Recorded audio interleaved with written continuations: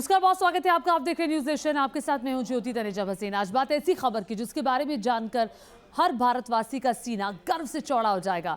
जी हां, दुनिया की सबसे मुश्किल गोल्डन ग्लोबल रेस में एक हिंदुस्तानी समंदर में भारतीय तिरंगा फहरा रहा है।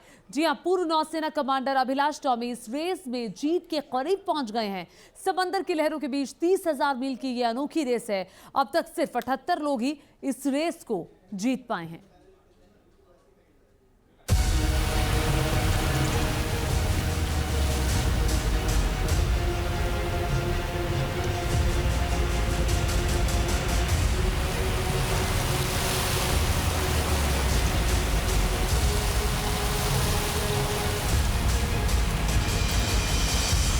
समंदर की उफनती विकराल लहरें, जिन्हें देखकर ही मन में एक खौफ सा भर जाता है।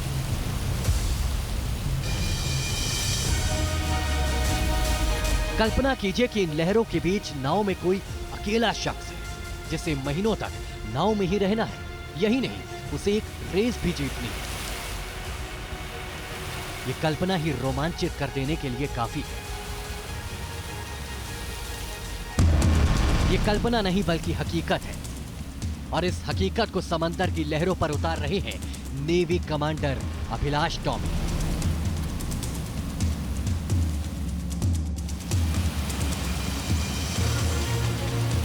सागर की उमड़ती लहरों के बीच एक रोमांचक रेस में शामिल है कमांडर अभिलाष टॉमी। समंदर ही अब इनकी दुनिया है। समंदर में ही दिन गुजर रहा है और समंदर में ही रातें गुजरती हैं। ये एक दो दिन की बात नहीं है, बल्कि पिछले साल 4 सितंबर से कमांडर अभिलाष टॉमी इस रेस के लिए समंदर में उतरे थे। 6 महीने से ज्यादा हो गया है वो समंदर में ही है। इस रेस को पूरा होने में अभी कुछ महीने और भी लग सकते हैं। अभिलाष टॉमी जो हैं इंडियन नेवी के सेवानिवृत्त ऑफिसर हैं, और ये नेवी में जब थे तब से सेलिंग कर रहे हैं। इन्होंने ये जो है ये फर्स्ट इंडियन हैं जो भारतीय हैं जो दुनिया में सोलो मतलब अकेले एक सेल वाली बोट से राउंड द वर्ल्ड गए थे। उस समय इनको नेवी ने स्पॉन्सर किया था। उसके बाद अब ये 2018 में इन्होंने गोल्डन ग्लोब रेस करके वही solo round the world race है जो सबसे पहले 1968 में हुई थी, और ये बहुत ही ख़ास रेस है क्योंकि इसमें वही टेक्नोलॉजी यूज़ करनी है जो 1968 में होती थी। और कोई नई आज का जीपीएस नहीं, कोई सेटकॉम से आप अपनी फैमिली से बात नहीं कर सकते हैं। और 6 महीने हो गए हैं इस रेस को, और अभी फाइनल लेग पे है और 2000 किलोमीटर बचे हैं। समंदर की लहरों में पूरी धरती का चक्कर।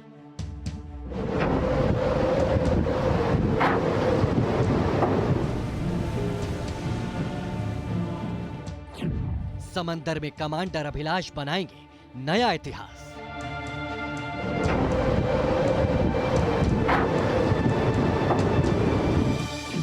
गोल्डन ग्लोब रेस का खिताब आएगा भारत के पास।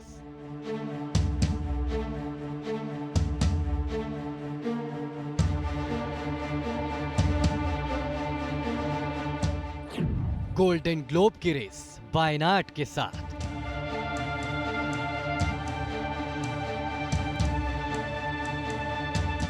कमांडर अभिलाष टॉमी अपने बॉयनॉट बोट के साथ जिस गोल्डन ग्लोब रेस में उतरे हैं वो आसान नहीं है। ये रेस 1968 में शुरू हुई थी।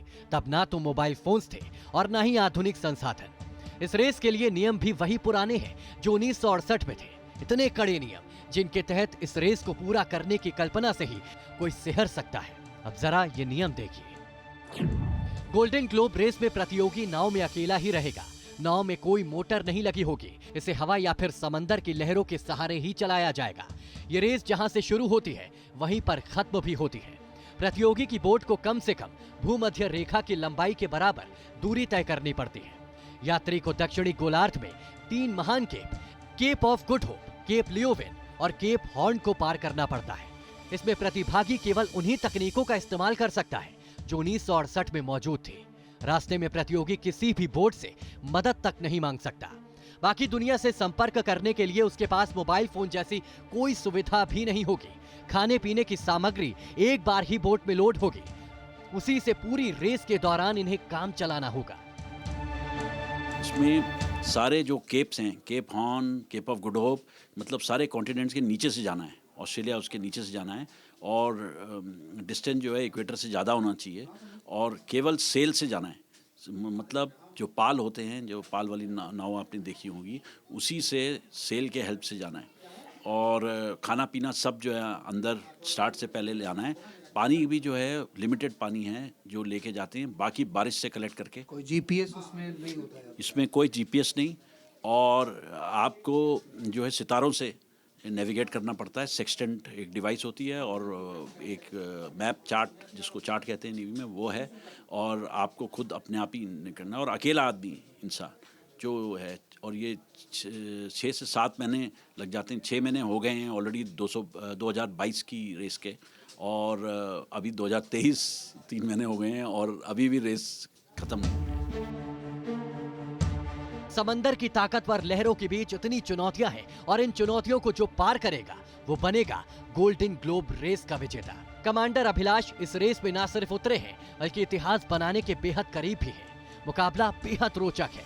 समंदर में अभिलाष टॉमी और उनकी एक प्रतिद्वंदी के बीच एक दूसरे से आगे निकलने की होड़ मची हुई है।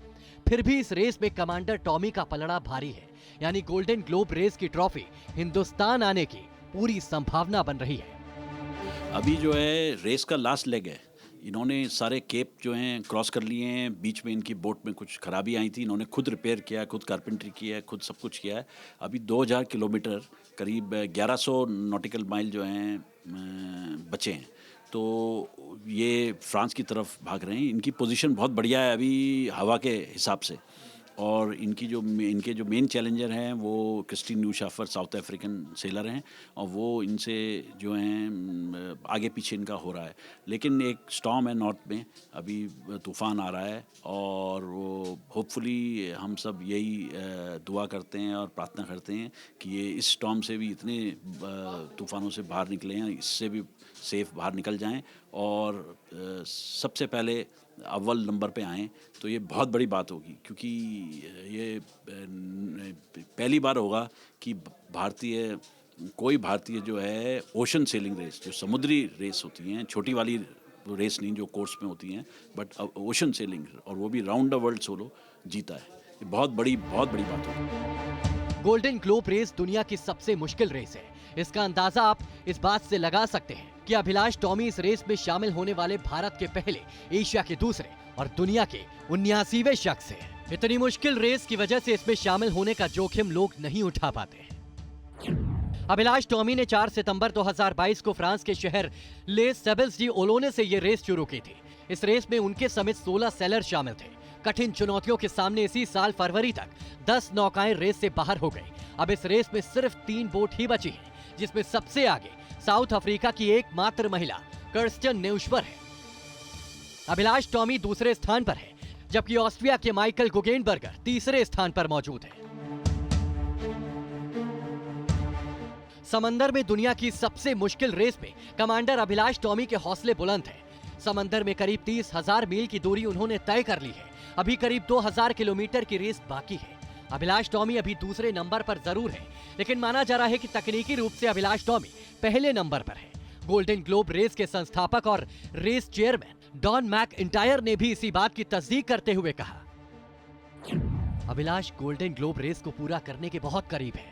इस रेस में वो फिलहाल दूसरे स्थान पर है, लेकिन तकनीकी रूप से वो सबसे आगे है। लास्ट 6 महीने में कितने तूफान क्रॉस कर चुके हैं। 2 बार इनका बोट नॉकडाउन भी हुई और सीधे हुआ है। इनके जो ऑटो पायलट जो है वो भी जो है बिजली वाला अलाउड नहीं है।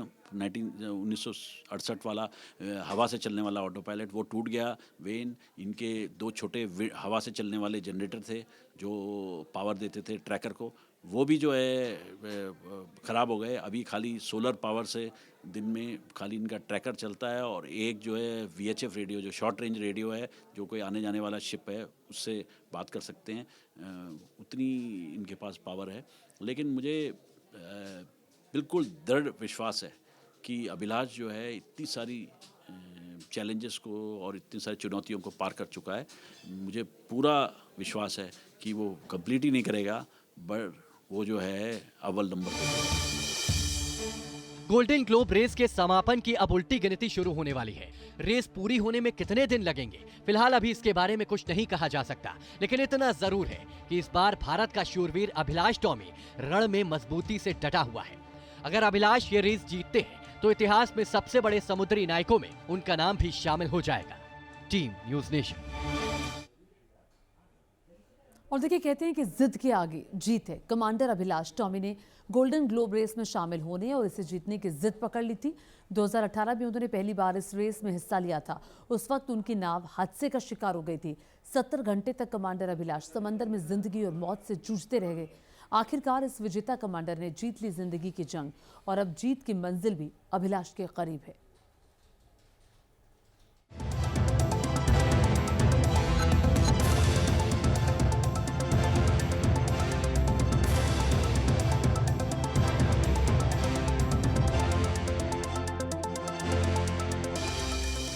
लहरों से डरकर नौका पार नहीं होती, कोशिश करने वालों की कभी हार नहीं होती।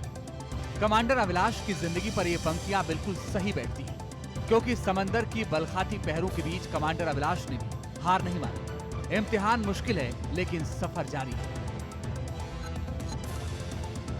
समंदर में बिना किसी आधुनिक उपकरण के एक नाव के सहारे 30,000 मील की गोल्डन ग्लोब रेस कितनी मुश्किल है, आपको हम समझाते हैं। ये माउंट एवरेस्ट पर चढ़ने से ज्यादा खतरनाक है, चांद पर चहलकदमी करने से ज्यादा मुश्किल है, अंतरिक्ष यात्रा से ज्यादा रोमांचित करने वाली है। तो गोल्डन ग्लोब रेस बहुत ही दिलचस्प और रोमांचक रेस है। इसमें 1968 में ग्लोब न्यूज़पेपर जो था उसने 5,000 पाउंड का एक अवार्ड रखा था कि रेस रखी थी, उसमें 5,000 पाउंड का अवार्ड था कि राउंड द वर्ल्ड रेस होगी और बिना रुके होगी और बिना किसी मदद के होगी। और इसमें कोई 9 पार्टिसिपेंट उस समय पार्टिसिपेट किए थे, कुछ की जान भी चली गई थी। लेकिन उसके बाद से ये रेस जो है एवरेस्ट से भी ऊंची रेस है। आप ये सोचिए कि अभिलाष टॉमी जो हैं दुनिया के 79th आदमी थे जो round the world non stop गए थे जब वो नेवी से पहली बार उन्होंने किया था। और एवरेस्ट से करीब 12,000 लोग चढ़ चुके हैं एवरेस्ट पे। तो आप ये सोच सकते हैं कि ये किस अव्वल दर्जे की रेस है। गोल्डन ग्लोब रेस में उतरे कमांडर अभिलाष के भीतर ये जज्बा उनके पिताजी से आया है। उनके पिता वीसी टॉमी भी नेवी में अफसर थे। बेटा जिंदगी का सबसे मुश्किल इम्तिहान दे रहा है। ऐसे में एक पिता ने क्या कहा, जरा सुनिए। इस बार जब गोल्डन ग्लोब रेस के लिए गया अभिलाष, मेरा उससे एक ही एडवाइस था कि पोजीशन के बारे में सोचना नहीं, सिर्फ एक रेस कंप्लीट करने के बारे में सोचना है बस। आखिरकार कमांडर अभिलाष के पिता ने ऐसा क्यों कहा कि सिर्फ रेस पूरा करने के बारे में सोचना? दरअसल इसके पीछे भी एक कहानी है। 2018 में भी अभिलाष टॉमी ने गोल्डन ग्लोब की रेस में हिस्सा लिया था। 2018 में उनकी बोट थुरिया भयानक समुद्री तूफान में पलट गई थी और वो नाव से 30 फीट नीचे गिर गए। उन्हें रीढ़ की हड्डी में ऐसी चोट लगी थी जिससे उन्हें लकवा हो सकता था। विशाल समुद्र में 70 घंटे तक वो अकेले जिंदगी और मौत से जूझते रहे। फिर भारतीय नौसेना के साथ फ्रांसीसी और ऑस्ट्रेलियाई नौसेना ने उन्हें समंदर से निकाला था। भारतीय नौसेना ने अभिलाष को बचाने के लिए ऑपरेशन रक्षम चलाया था। 28 सितंबर 2018 को हेलीकॉप्टर के जरिए अभिलाष टॉमी को सुरक्षित निकाल लिया गया था। कमांडर अभिलाष को उनकी रीढ़ की हड्डी में चोट आई थी, जिसकी वजह से उनकी रीढ़ की हड्डी में टाइटेनियम की छड़ लगाई गई।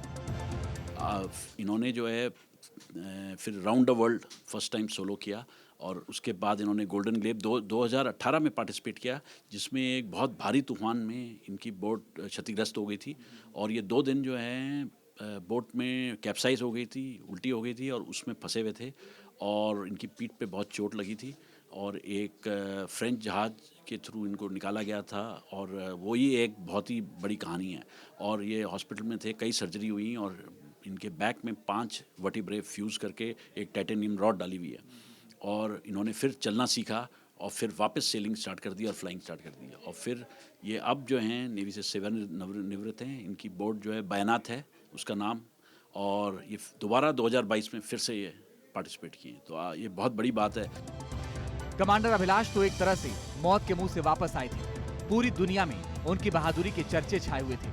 प्रधानमंत्री नरेंद्र मोदी ने भी मन की बात कार्यक्रम में कमांडर अभिलाष के हौसले की तारीफ की थी। भारत की नौसेना का एक वीर समुंदर के बीच अनेक दिनों तक जूझता रहा, जंग करता रहा। वो पानी में बिना खाए पिए लड़ता रहा, जिंदगी से हार नहीं मानी। साहस, संकल्प शक्ति, पराक्रम, एक अद्भुत मिसाल। कुछ दिन पहले मैंने जब अभिलाष को समुंदर से बचा करके बाहर ले आए तो टेलीफोन पर बात की। पहले भी टॉमी से मैं मिल चुका था।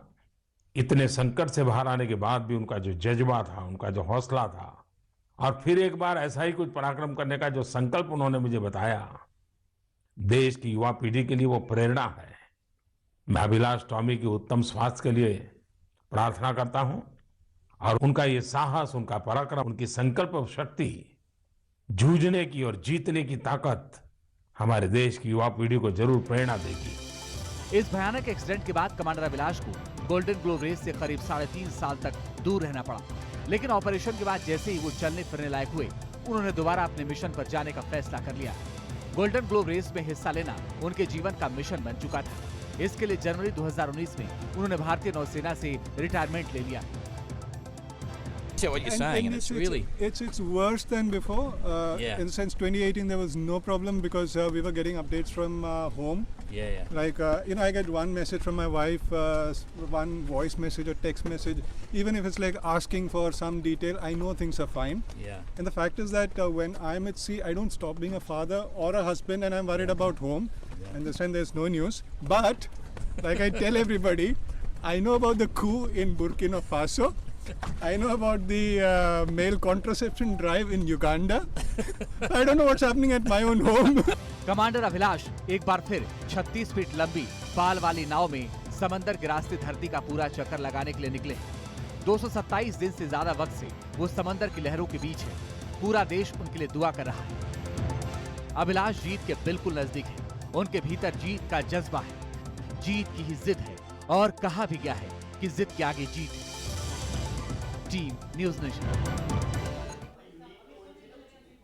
और इस रिपोर्ट के साथ ही वक्त एक छोटे से ब्रेक का कहीं बचाएगा। देखते रहिए न्यूज़ नेशन।